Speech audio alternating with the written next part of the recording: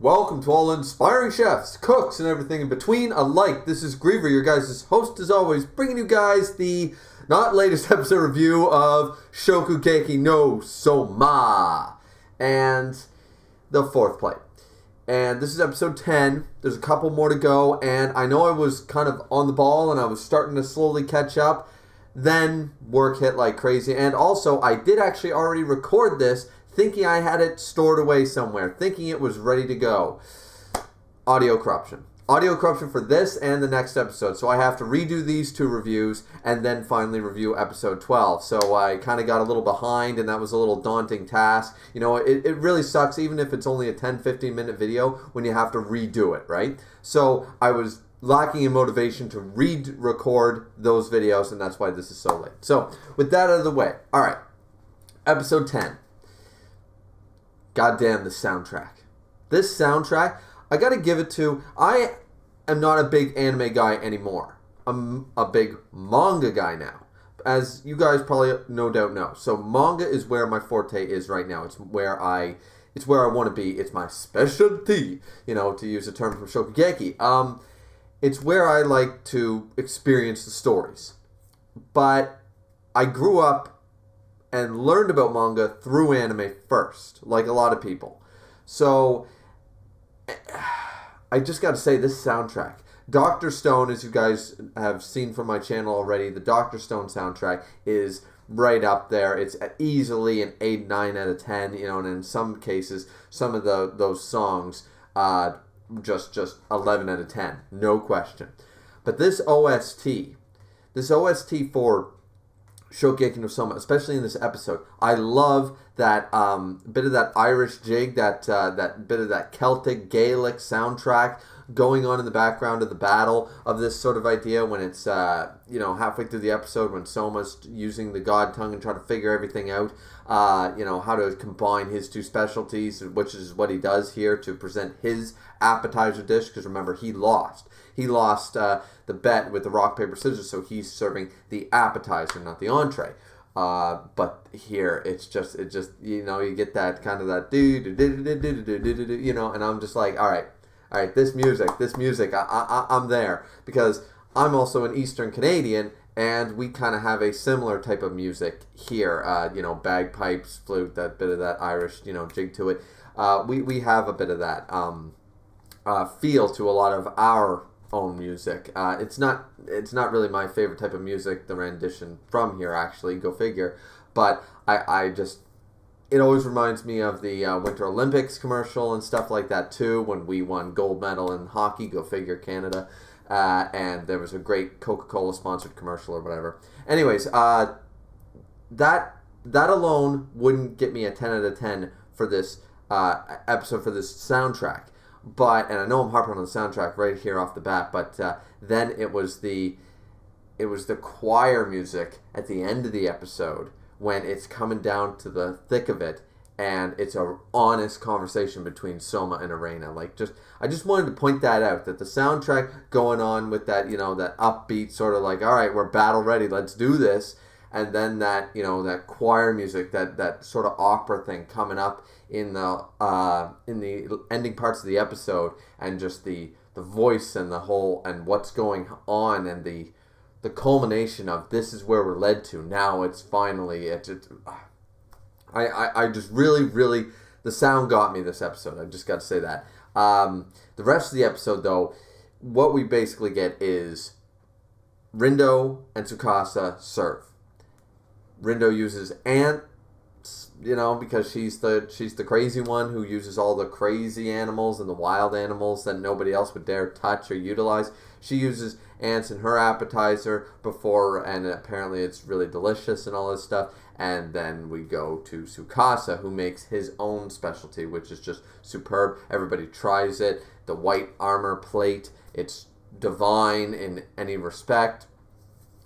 And this is where Souma kind of believes that he gets fired up, and he's just like, all right, he tastes that, and he's like, all right, time to break out what I can do. And this is where he utilizes, as I said, Arena's god tongue, and everyone recognizes that. Hisako and everyone says, it's Souma is actually acknowledging Arena's abilities, and he acknowledges this himself when he serves his caveman youngster style plate, right, with the bone and everything is and it's an entree, and Azami is pissed. Azami's like, this is an appetizer. This is disgraceful. You know, like, this is just ridiculous. And he's like, well, I'll give it a taste. But he's like, this is not an appetizer. And everyone's like, what are you doing? Like, did Tsukasa get to you, like, with that dish? And you're just like, okay, I got to beat that dish. I got to beat that dish. Forget the team. Forget Arena. Forget the team Shokugeki. I need to focus on this. He hasn't forgotten at all. He just knows he needs to make something that is almost as good as he can make so that Arena can surpass his. It's not reverse psychology or anything. It's just, it's their only option here. Because after Tsukasa serves his dish and everyone's like, holy shit, this is amazing. Souma even says, damn, this is incredible. This packs a real punch. During this, that's when he comes up with this idea and he has Arena test all, like, his sauces. Is this blend good? How's this spice blend? And he takes her advice and he adjusts it slowly but surely to create something. Azami even remarks after he eats Souma's appetizer, says this dish is almost on par with Tsukasa's own dish. But that's only as a standalone. This is the worst thing you could have done. This dish might have been close to 100 before. Now it's 0. Because you served an entree as an appetizer. You have ruined the idea, the fundamentals of what it means to have a course meal. Not like, you're not going to be able to accentuate the next dish, which is the job of the appetizer and all that stuff. The rule has been broken, and so this is a failure. Of course, that's not really the case. What Souma brings up, and Arena challenges him on this, says, does the word team mean nothing to you? Is this all a game to you? And he basically says, no, I want to win this Team Shokugeki. And everyone assumes that he kind of just lost his composure and just went all, you know, oh, I love the challenge. I'm Souma. I'm quirky. But no, he's been dead serious this whole time. He says, we stayed up all night, and I tried every single main dish that you could create. None of them would have won. And she's like, well, how do you know that? No, you don't understand. I tasted Tsukasa's main dish, and I tasted all of yours. His wins. There's no way that we can win this Team Shokugeki if our entree loses as an individual dish. So not only did he have to beat out the appetizer, he needed to get something that was so damn close to the white armor plate that Arena has no choice but to go beyond that. The only reason the caveman dish is not a great appetizer, for one thing, the plate size and such, but one of the main things is it feels like an entree. It looks like an entree, and it's got the qualities and the taste of an entree. The only way to make that feel like an appetizer is to dwarf that. That has to be beaten by the entree, the main dish. The main dish needs to be even better, accentuated by that appetizer. So this is not just a challenge as a team. This is a challenge, as Souma points out at the end of the episode. The music kicks up. It says, this is basically a match between you and I. This is a Shokugeki between you and me right now. We need to beat this out. The only way to do that is to make a dish that surpasses everything. You think you're so much better than me? Now's the time to prove it. You have to prove it. Treat this as a Shokugeki. You need to beat my dish. That's the only way we're going to win this Team Shokugeki. Because if you can beat my dish, then we win. And that's the whole idea. And he gets her fired up and he's just like, come at me. It's an individual Shokugeki to better Arena. And someone points out, because it just wouldn't have been your specialty. You haven't found it yet. Just like Souma was lacking it before, Arena has not found her specialty. No matter how talented she is, no matter how talented Souma was, it was pointed out, if you don't have a specialty, if you don't have that one dish, that one blend that you know will work, that you can adjust and modify, but that's the best thing you can do. It's not down to, oh, well, I made a ramen, I made a chicken parmesan, and I made a filet mignon, I made a beef Wellington, whatever. I made these 3 dishes, and they're all comparable. No. That none of those could be your specialty. If you can compare all these dishes to say, oh, this is really good, this is really good, oh, of course, you're a pretty good cook, this is good too. If nobody goes, damn, this surpasses everything you've ever fed me, then it's not your specialty yet. It's not about making the best dish out of what you've already made. It's about coming up with your signature dish, with your specialty. It's actually a really big thing. Mine, actually, for a long time, has been my own spice blend in a fried piece of haddock.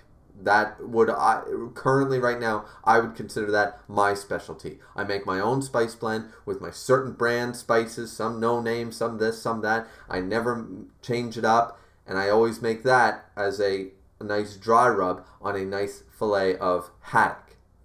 That is what I would consider my specialty. Is it my best cooked dish? Is it what everybody praises me for, or is it my best received dish? Not necessarily, but it's the one that I feel confident in. It's the one that I always know, if you like fish, you should enjoy this. It's not too spicy, it's not too sweet. It's a different flavor that I've never had, that I've never really tasted in any restaurant or anybody else. So that's what makes it unique. Uniqueness is key, and it's unique to me. So that is part of the thing, right? And in this case, Arena has to do that. And it's a huge thing. I really like this episode. As I said, I had to go on about the soundtrack there, but I wanted to end this on that's why I did that at the beginning, because I wanted to end this on a high note, pun intended, that this episode is keying up all the major aspects of the series. We're finally getting the showdown between Arena and Souma. Who's better? Souma is actually pushing Arena, saying, beat me. Do it. The only way we're going to win is if you really are better than me. And we've never done this before. This is a Shokugeki, our first one, and you need to prove you can beat me, as I am now. I just really like that. I'm going to watch episode 11 here probably today or tomorrow, and we'll try to pump out the last couple of these videos. But that being said, guys, that's my review. What did you guys think of the episode? Like, comment, and subscribe is always very much appreciated. This has been Griever with your episode 10 of Shokugeki no Souma, the 4th plate review. Thanks, guys, so much for watching. We'll see you back here next time.